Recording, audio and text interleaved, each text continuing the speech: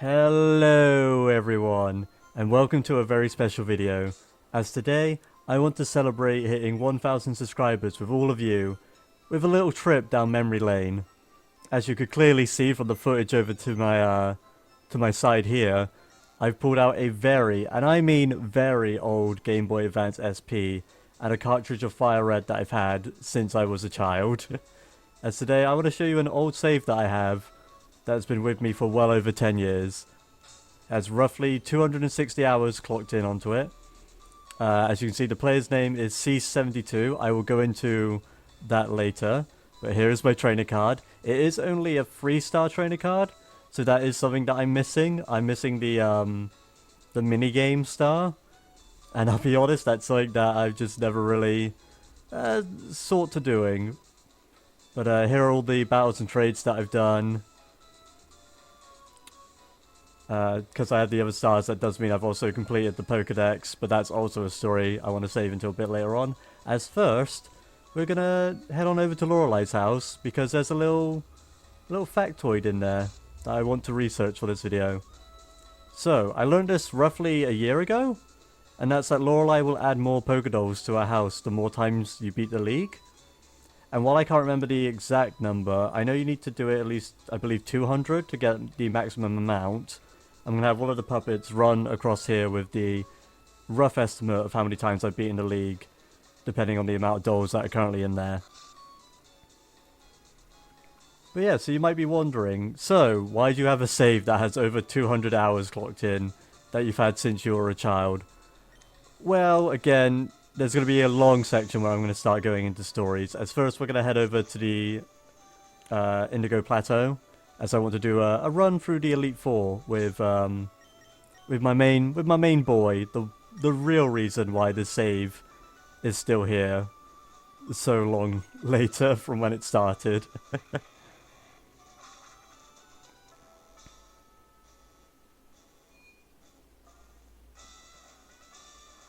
yeah, so we're gonna make our way over to the PC, and I'm gonna show you all the absolute mess that sits within. A little spoiler there on who my main boy is, but we're going to pop Flygon down in one of these boxes. So this is where my best of the best live. Funnily enough, this Gengar belongs to a very old friend of mine. I've had it for so long, like again, over 10 years this Gengar has sat in here. Not level 100 yet, but I clearly did make an attempt at working on it. If you notice that some Pokemon have nicknames and others don't, that's because childhood me hated nicknaming Pokemon. I don't know why, I can't remember.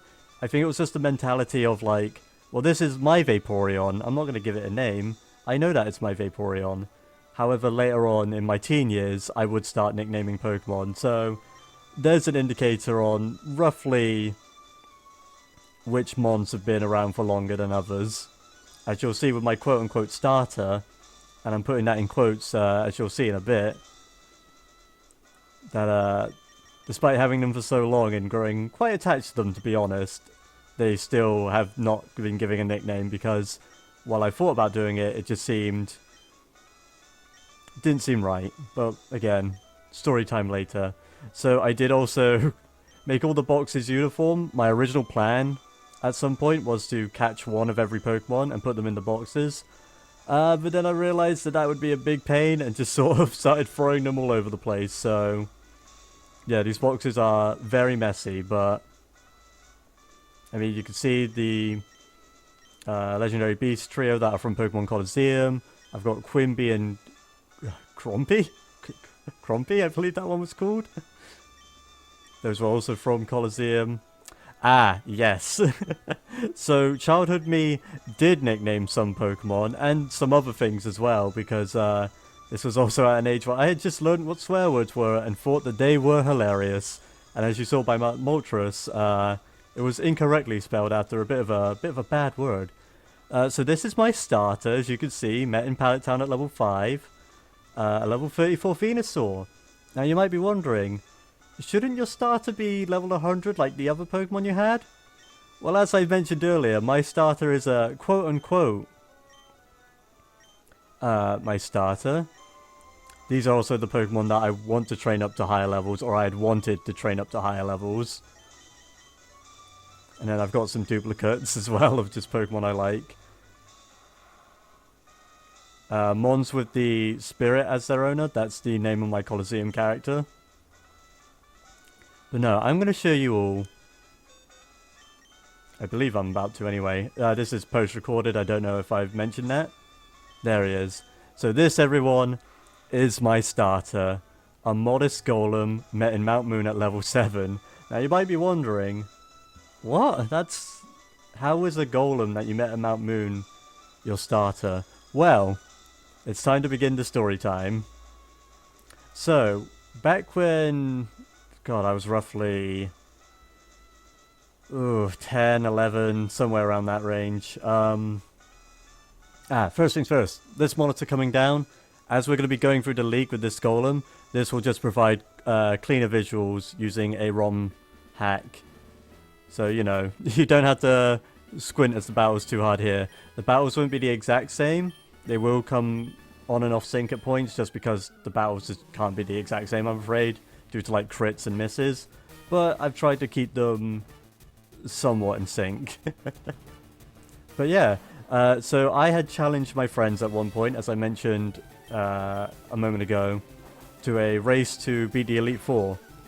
Normally we would just kind of play through runs. I would always pick Charmander, a friend of mine would always pick Squirtle, and the last one would always pick Bulbasaur, which was nice that we all had those like different preferences, so it's never like clashing. However, for this, I offered a little caveat to the challenge, and that was that instead of using any of the Kanto starters, before leaving Mount Moon, we have to pick any Pokemon that we can capture before that point, and that will be our quote-unquote real starter. And so originally, I was going to pick Mankey by Viridian City, but then I changed my mind to Nidoran, before changing it again to Clefairy that you would find in Mount Moon, which would have been kind of fitting, considering that Clefairy was going to be the other mascot of Pokemon before Pikachu. But as I went into Mount Moon to go find my Clefairy, I ran into a little level 7 Geodude, and I thought, you know what? I've never used Geodude before, like properly in a run. Yeah, you know what? They're gonna be my starter. And since then, they've been on this team, and now they're a Golem capable of sweeping the Elite Four solo.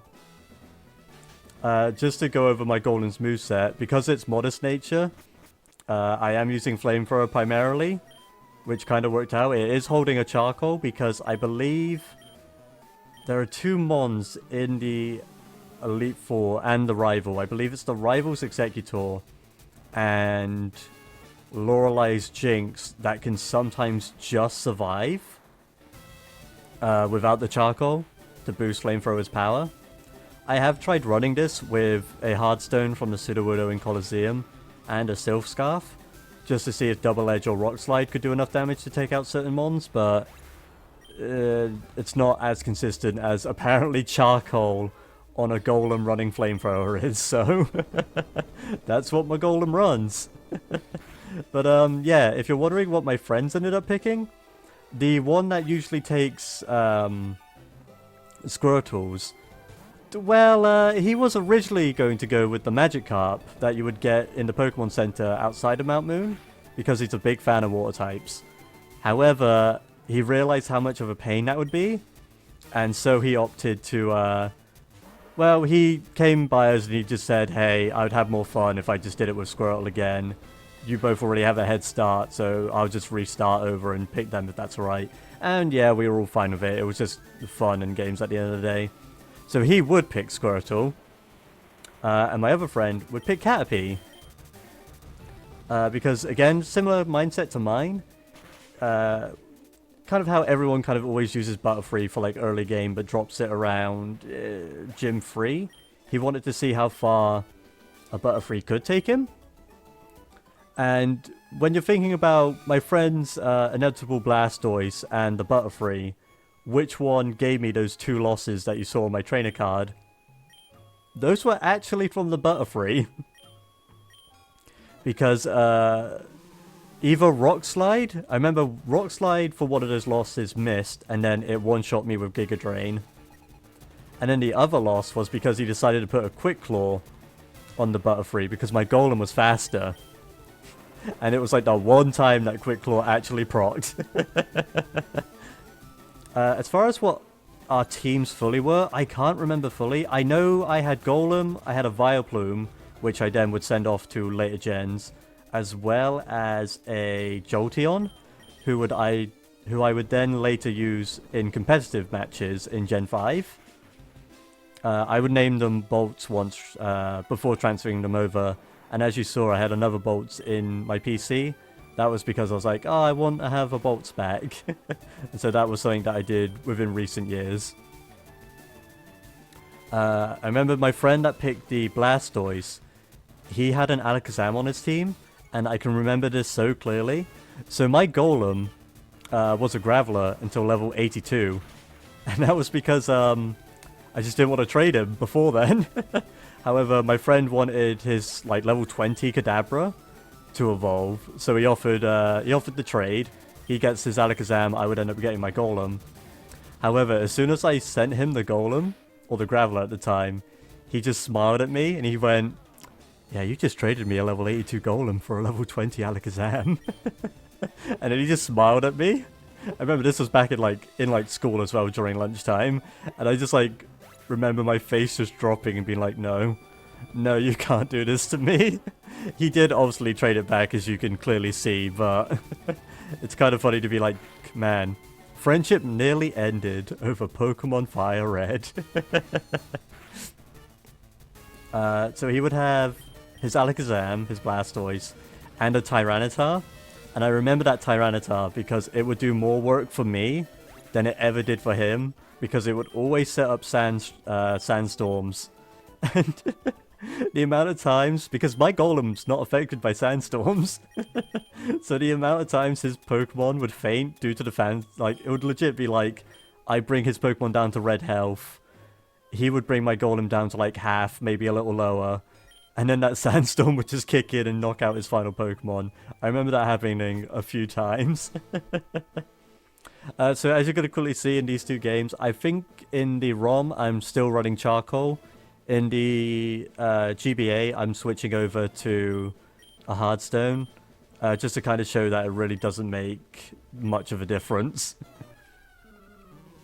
But my other friend with the Caterpie, later Butterfree, he would run a Nidoking, which is funny considering I was originally going to pick a Nidoran.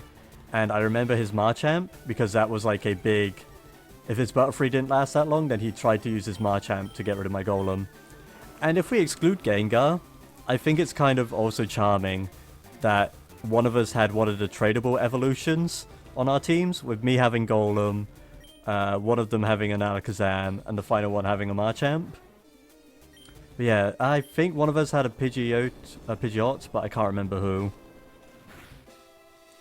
But yeah, so that's the story of the challenge. I would actually end up winning the race with my like level 50 something Graveler.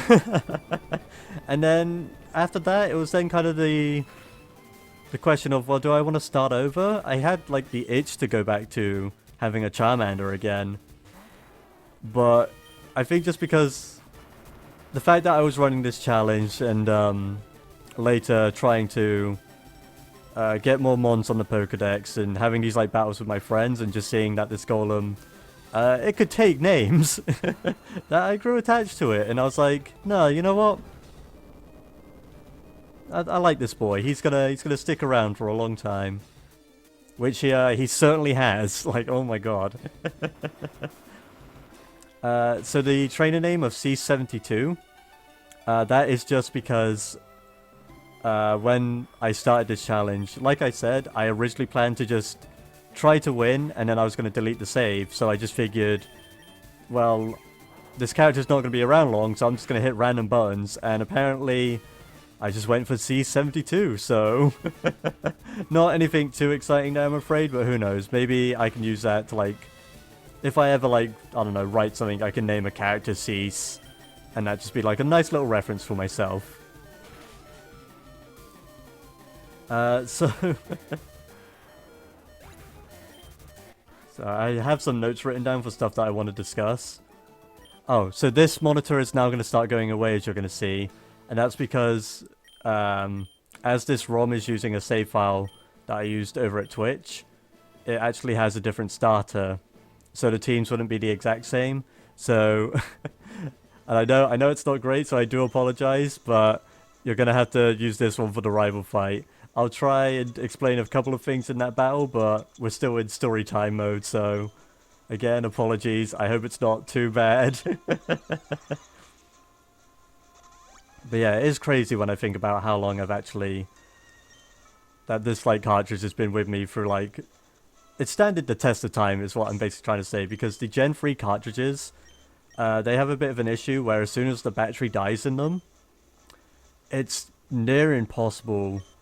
at least back then, who knows, maybe there's like methods to fix them now, but trying to repair a Gen 3 cartridge is very risky.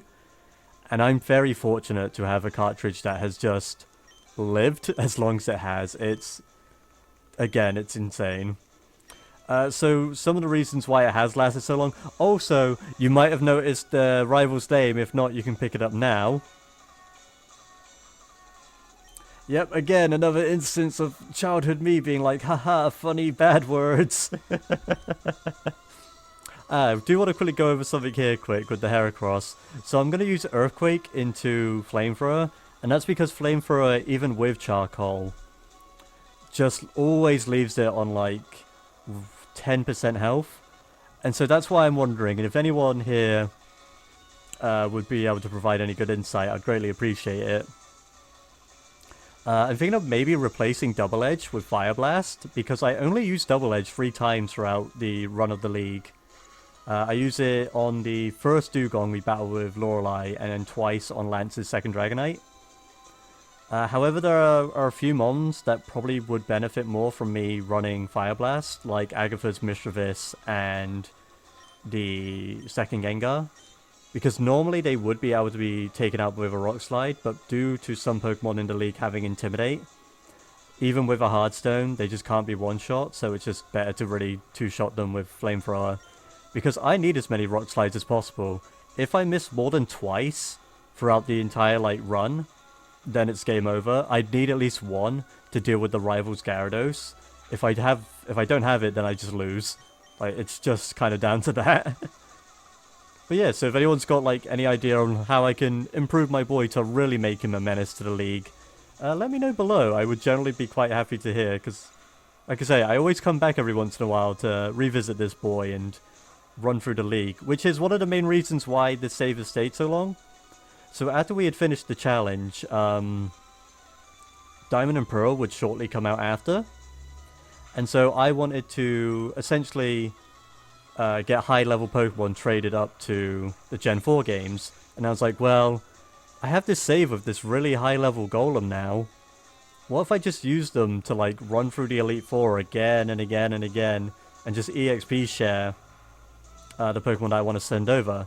Which I would end up doing. I would also send over the rest of, like, the team that I would originally complete the league with, so the Vileplume and the Jolteon that I had mentioned earlier, along with the rest. But Golem, for the longest time, I've had friends tell me this, and I know I should as well, because the cartridge will go one day. And so a lot of people have told me, like, you clearly have some sentimental value towards this Golem. Shouldn't you at least send them over to something where the cartridge isn't likely to just kind of die on you? And yes, absolutely I should, but... I mean, as you're going to see, this Golem just... he just handles this Elite Four so well.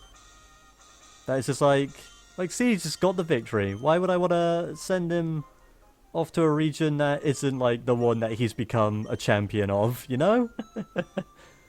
It's like I have 260 hours of this little Golem here that I had from a little Geodude that has trained up so many Pokemon that I've sent on to further generations. That's like...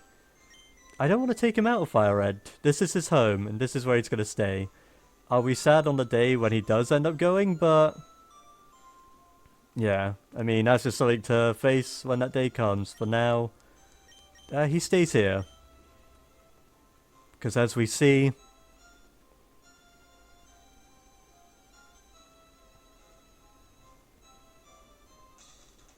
Wait for it. Oh. There's my boy! And there have been people that have done challenges, like the 151 challenge, where they take, like, a Magikarp through the Elite Four. But, like, this is my boy. Like, look at that.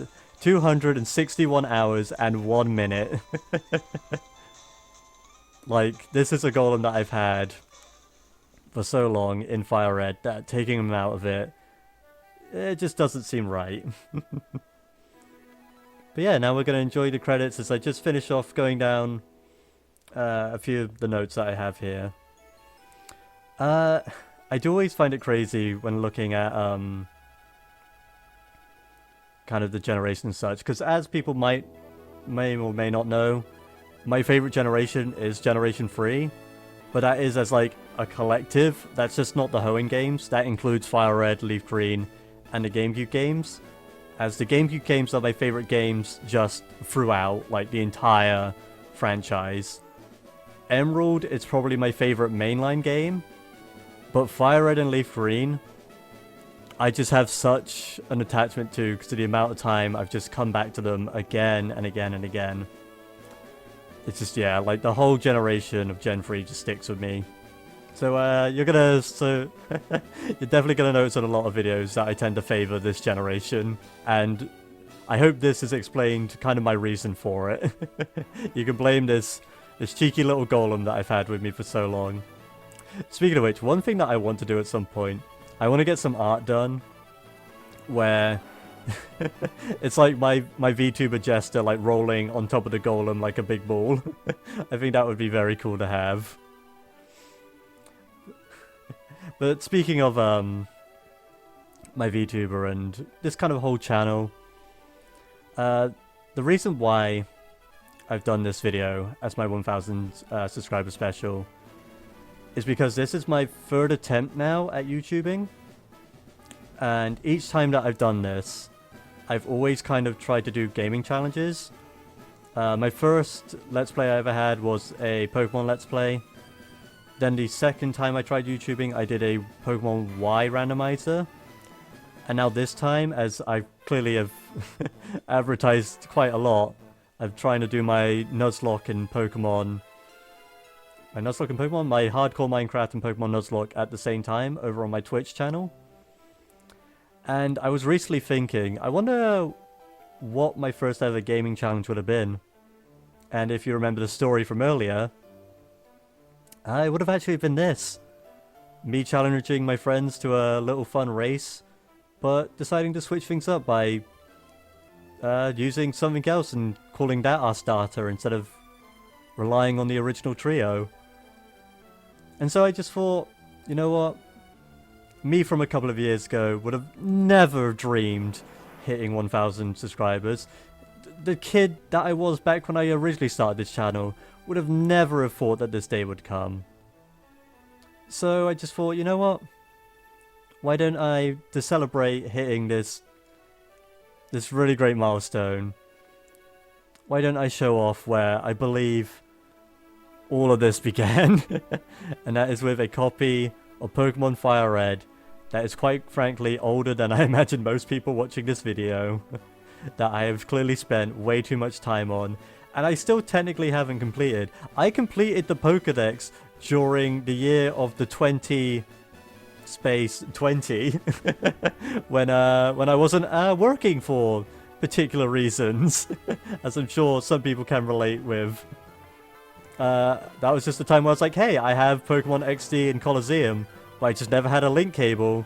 Why don't I go order one? And I finally get this Pokédex done. And then I did. And that was it. And it was just like, wow. Like, that was at like 255 hours it took me to complete the Pokédex. But again, I like that. I like the fact that I have so much time on this, but there's still like a bit of an adventure to have. It's always something that I can come back to, and it will never truly end, despite what it's going to say now. But yeah, so that's just been a bit of a story on this little piece of myself. You know, a little bit of a the fella behind the VTuber, if you would. We're gonna quickly go say hi to Professor Oak. It's just a little way to end things off and see that Pokedex. There's a lot of stories that I did want to tell, but I knew I wouldn't be able to fit them all in here. Like, my experiences with shiny Pokemon in this run, and just a few other things, but maybe those will be stories for another day.